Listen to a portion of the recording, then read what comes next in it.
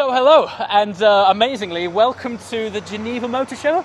Would you say? The show that didn't happen. The show that didn't happen. Well, you guys have continued it. Well, we hide in our little corner here. Everyone else is tearing down. Yes. And yeah, we were allowed to do a little reveal of the cars before we tear everything down. So brilliant. These things happen, and yeah, we try to make the best out of it. For sure. So if you hear any ambient background noises, it's because outside of these curtains, they're tearing the world down outside. So it's been about 12 months since we last spoke in front of Jesko. Yes. Things have evolved somewhat.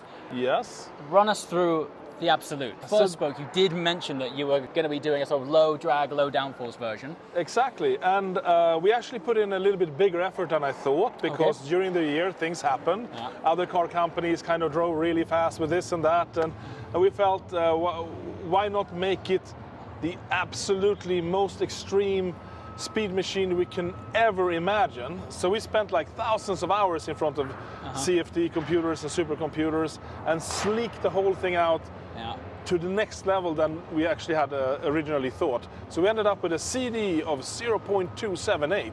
With, I mean, you have massively wide tires, you have cooling for 1600 horsepower, and you still have some downforce, but much less to make it sleeker and to have less stress on the tires at high speed.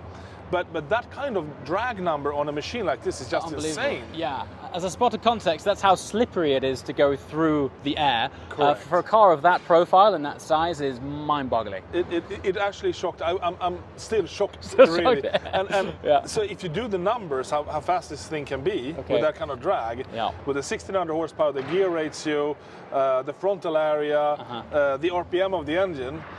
We don't actually want to go out and say a number because it depends on so many like environmental factors, and but if you run the numbers, it's beyond fast. It's basically just nutcase fast, and no one should ever drive that fast. But probably we just have to do it to prove it can be done. Do we have a ballpark here of what you're speaking about? I think it's more fun if people kind of if you could share a formula with us, and then we can try and work it out. It's the RPM, it's the gear ratio, it's the frontal area, it's the drag. And then you get to a number, you know, and that number is just unbelievable. Unbelievable. All right. Okay, well, so anyway, we are standing in front of the Jesko Absolute. Absolute because in Christian's fine words, it's absolutely bonkers.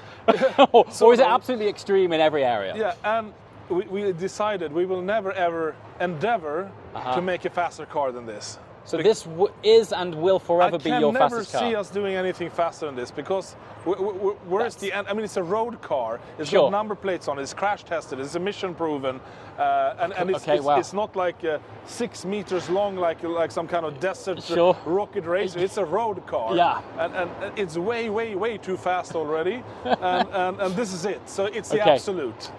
That's why it's the Absolute.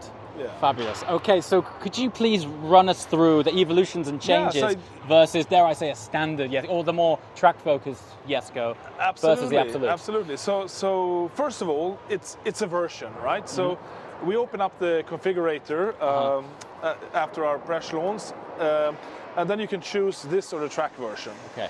And the difference is this is much more slippery. So it has less downforce, it has softer springs. It means we could, again, open up the front luggage space. We didn't need to use that as an air dam. So we can put the roof in the front again.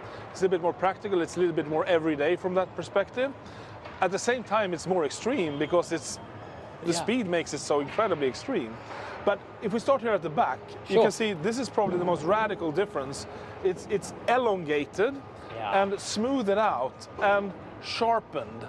So you get this perfect release of air with basically no downforce or no lift. It's just like an arrow going through the air. These rakes here give even better high-speed stability.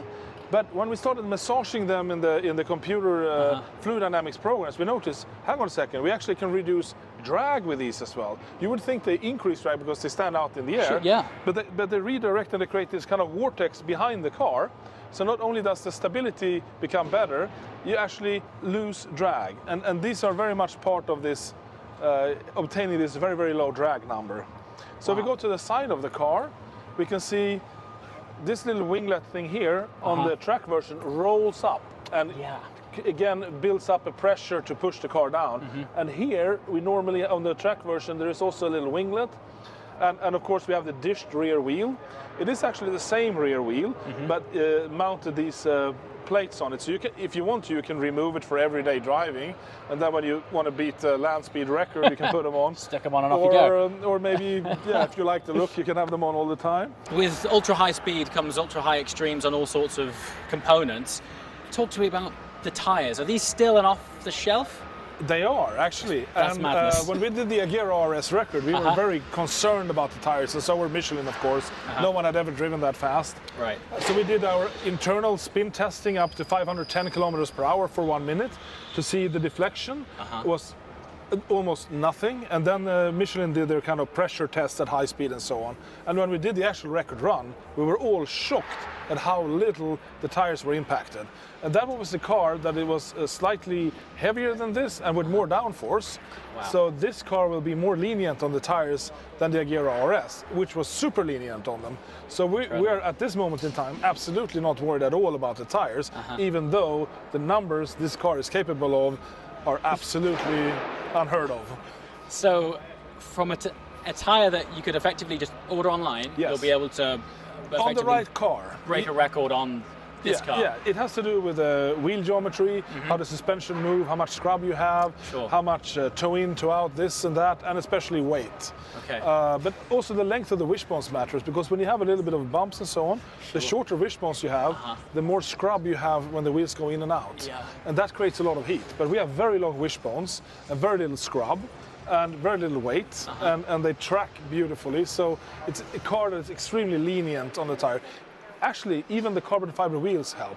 Because imagine you hit a little ridge at high speed, and the wheel needs to move up. Yeah. If you have more mass in it here, it wants to stay straight forward more than moving up. So you get more heat into the tire by compressing it more on small undulations. Everything acts together to make it work and happen. So in order to simulate that speed, because I think the last time you mentioned it was done on an aviation. Exactly. rig. Michelin had to go through the aviation division, and they could still only go up to like 20-30 kilometers under what we were doing. So the rest was like up to testing when we were there. Exceptional. Step by step, of course. Yeah, sure. Again, here there's no winglet here, there is no winglet here. Yeah. And these louvers here are smoothed out. This is fascinating. It's just small holes here, so you get some pressure relief from your wheel, but it doesn't like create any unnecessary turbulence over the car.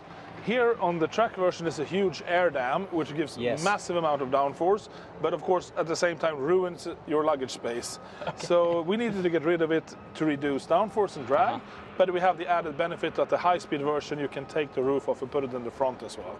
Will it achieve its high speed with the roof off? Not that it's necessarily advised. You can drive, I would say for sure it is the world's fastest open-top car / roadster, but it will not be as fast as with the roof on, given it's more streamlined with the roof on. But I cannot imagine it not being the absolutely fastest car that you can drive with the roof off. So, and apart from that, it's actually identical to the track version. Okay. It doesn't have the triplex in the front. Okay. Because again, the luggage space, and that is to compensate for the massive downforce of the track version. This doesn't have it, so it doesn't need it. Okay. So in a way, it's a more, dare I say, practical road-going version of the Jesko. It's fewer components in a way. It's sleeker, but it's a couple of thousand hours more in the wind tunnel. Wow. Okay. And so in terms of gearing, is it the same as Same gearing. Jesko? We have 9 speeds. I remember when we last spoke, it was the gearbox blew my mind. That thing's incredible. And at the time when we spoke last year, we had never driven it. Now we have put some nice kilometers on it, and it's amazing, that thing. It shifts. I mean, I had my vision of what it would be, and it's, dare I say, even better. What is so cool about it, we don't even have a flywheel on the engine, and we have the lightest crankshaft of any production V8, only 12.8 kilos. The engine can rev from 800 RPM to 8,500 RPM if you blip it in 0.2 seconds. It's like a Formula 1 engine or something. And still, when you drive it, it's smooth and comfortable and hydraulically clutched. But the responsiveness is just unbelievable. You know what's funny when I see you talking, even though you're the team that created it, you seem surprised. Yeah, I mean, you know, you have an idea when you go out. It should be there, and not always you get positively priced and say, "Holy shit, what's this? What it was doing?" You know. But in this case, very much. Okay. In the positive way. Well, I don't want to push my luck too early, but I do have a bit of a fascination with gearboxes. Right. And I'm sort of either end of the spectrum. I either love a good manual or a good twin clutch. Sure. So when can I try that gearbox? Because I'm fascinated by it. We're driving our prototypes now, and we're soon locking up the spec for production. Okay. So I think in the very near future you can come and have a go. Fantastic. Yeah. All absolutely. right. Brilliant. So gear ratios are the same. Same. It's using the 9-speed gearbox, which was originally developed for Jesko. Yes. Do you anticipate how many clients are going to spec? No idea. Okay. So we opened up the configurator in like 24 hours. Okay. And we'll see what people start doing. Right. They can choose. So cars are still restricted to 125? 125. Okay. Yes. So 125 cars, and it's up to the client which they one can do whatever they want. They spec. So we've already sold all of these cars last year, but we just don't know which version yet. That'd be interesting, won't it? Yeah, exactly. So it could be 50-50 or 20-80, who knows? Yeah. I have no idea. Brilliant, okay. Well, which one would you take? That is a really tough gig. I honestly don't know. My own driving preference, I lean towards a more track biased setup. However, knowing that this is and forever will be your fastest car, I think that puts somewhat of a very special halo on it. Right. So yeah, I think I'd end up flipping a coin. Either way, it's a good day out. Exactly. It's fine. Exactly. Yeah. These are pretty cool, actually. Yeah. If you can film it, we have Vanta Black in here, so it's endlessly dark. So Vanta Black is that material that absorbs like 99% of light. It just disappears into darkness, kind of thing. And then you have these spoony-looking things that we came up with. We make the lamp ourselves. So we're shooting LEDs from here that bounces on these spoons and then out. So that's crazy. it gives a very. If you stand here, you can see it's just a sculpted out mirror spoony thing. Beautiful. In Vanta Black, floating in Vanta Black. Wow, that's trick. Something different. And is that a headlight specific to Jesko or Jesko Absolute? It's the same for both. Exactly this is the production version of it. Okay. Vanta Black. I did wonder who would use Vanta Black other than to make a car black. Right. So of course, if you have it on the outside of a car, it can get dirty and so on, and the Vanta effect kind of disappears. Yeah. But in there, it's clean, so it stays. It's filtered air. So. Well, when you go for the record, call me because I want to witness this thing do its thing. Christian, I will do that. Congratulations on this car. Fantastic to see. It's amazing what you guys achieved in just 12 months since I've seen you. The car's taken a huge step on, so can't wait to see it unfold. And also, well done for pushing this through at the last minute. The show that didn't happen, but we're making something out of it. Exactly. Thanks a lot. Thanks, James. Cheers, thanks. Enjoy. Thanks.